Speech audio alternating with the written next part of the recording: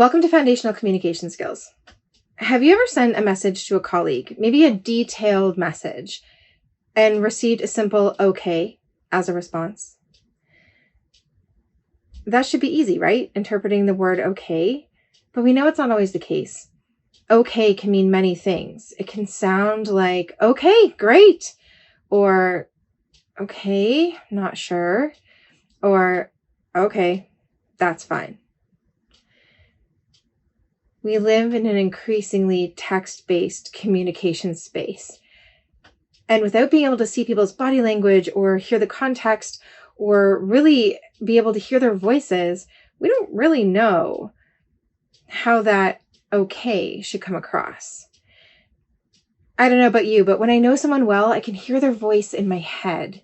And so I kind of know how to interpret the message that comes back.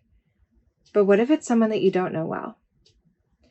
If one simple word can have a vastly different interpretation across the board, it's no wonder that communicating about more complex ideas and things can be kind of troublesome. How do we know that our messages are conveyed and interpreted in the way that we intend them to be? Communication is a simple act of transferring information from one person or one group to another. But we know that humans aren't robots. We are complicated and emotional and interpretive beings. We're interpersonal, and sometimes that muddies our message a little bit. While communication is natural, communicating complex issues or big ideas isn't. Today, we're going to talk about 3 steps that will help you with your communication skills that we can go through together. Understanding more about how we craft and receive messages is a really key part in building this skill. We're going to break it down into 3 different parts and work on it to help you refine your communication skills. In this model, communication begins with the person. We call them the sender. They create a message to send to someone else, the receiver. The sender chooses words, symbols, and imagery that relates to them and that they think conveys whatever it is they're trying to communicate. This process is called encoding. Let's imagine that Kai decides to give a project update to their senior colleague, Ishani. Kai chooses to write it in an email, so text-based communication. And it sounds kind of like this. Hi, Ishani. Just wanted to give you an update on the project. We got the design materials back and they look so great. Unfortunately, I'm still waiting on the last piece to be edited. Don't worry, we are on track to meet the deadline. All the best, Kai. Now remember, if you're reading this in an email, you're not going to hear my voice interpreting the message in your head. There's lots of information in this message that can impact its content. So let's look at a few of the important pieces of this message and break it down together.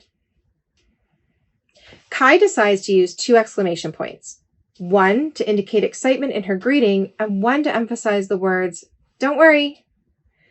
Kai gives the good news first, and then she lets Ishani know there is some bad news, but using a gentle word, unfortunately. She ends the message with her reassurance about the deadline. What if Kai had made different choices about how to encode her message and how to send it? Such as sending a much shorter message with less detail and maybe a different tone. It could have sounded like this. Hey, Ishani, design is done, but copy's late. Just letting you know. Remember, you won't hear my voice in your head. In addition to being shorter, this message is different for a few reasons. First, there's less context about the project and the details.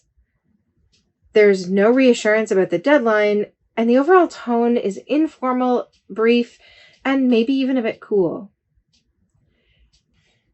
You can see that while each message has the same purpose, how we encode our messages affect the receiver's interpretation. When Ishani receives Kai's email, she will interpret those words and symbols that Kai used. This is called decoding. If you hear the word decoding and think it belongs in a James Bond movie, you are not wrong. A spy would use their knowledge to translate a code or symbols into meaning they can understand. And although there won't be any poison darts or evil masterminds in this email, Ishani is going to use her knowledge about Kai, the project, her workplace's context to translate that meaning. If Ishani reads the email version of Kai's message, she'll likely notice the tone and the overall detail, leading her to feel like the project is on track. There's a minor challenge, but the team has this handled.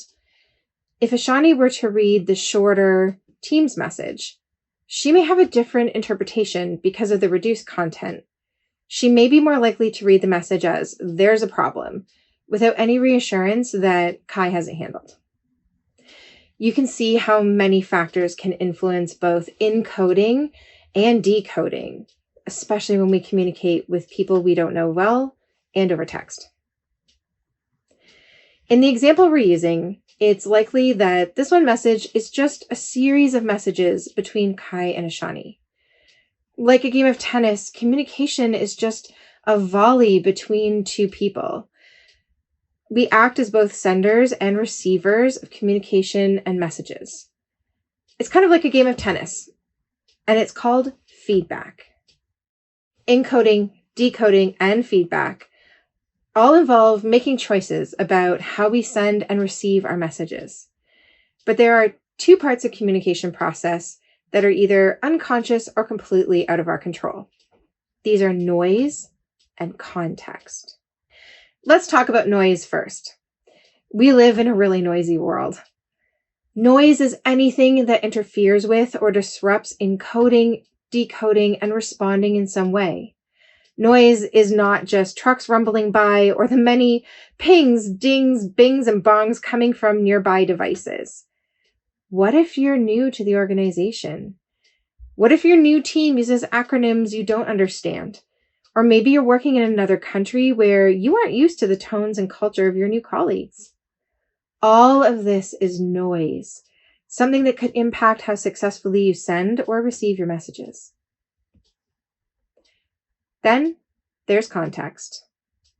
Context includes the environment where communication is happening and the relationships between the people who are communicating.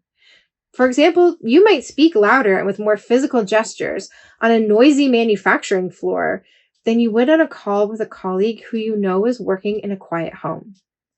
You may be more formal and use different language with the head of your department than you would with one of your peers that you know well. And you'd probably be more candid and trusting with a manager who you've worked with for 10 years than with someone you've just met. Context can even extend to the mediums we use to communicate. If I ask you to meet me in person for a discussion, would it make you feel differently than if I asked you a question through an instant messenger? Every medium of communication has its own social rules, connotations, advantages, and disadvantages, and these have an impact on how we give and receive messages. Context influences the decisions we make, whether we realize it or not. Now to the best stuff. How can we use what we know about the communication process to become better communicators? First, think about why you're communicating and who your audience is. When we know who we're speaking to and we have clear goals from what we need from them, it helps us craft our message better. Secondly, choose the right medium. Is this a message that warrants an email? Or what about a phone call, a meeting in person, or an instant message? Think about the best medium to use to communicate the details you need to convey. Each medium has different pros and cons, so consider those when you make your choice. When you're receiving a message, be aware of your own emotional state and the lens with which you're interpreting. I know for me, if it's right before lunchtime, I will be a less generous receiver than, say, after a break. Actively listen and pay attention to what the person is trying to convey. You put effort into understanding their meaning and the emotion behind it. If you're worried that it's not clear, just ask for clarification. If you're physically or visibly present, have a look at their body language. Listen to their intonation and tone of their voice. It can be really helpful.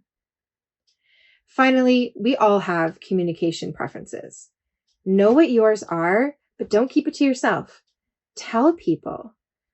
Of course, our preferences can't always be accommodated, but when we can accommodate others' preferences and get curious about what theirs are, that can be very helpful for that volley and back and forth feedback that we have.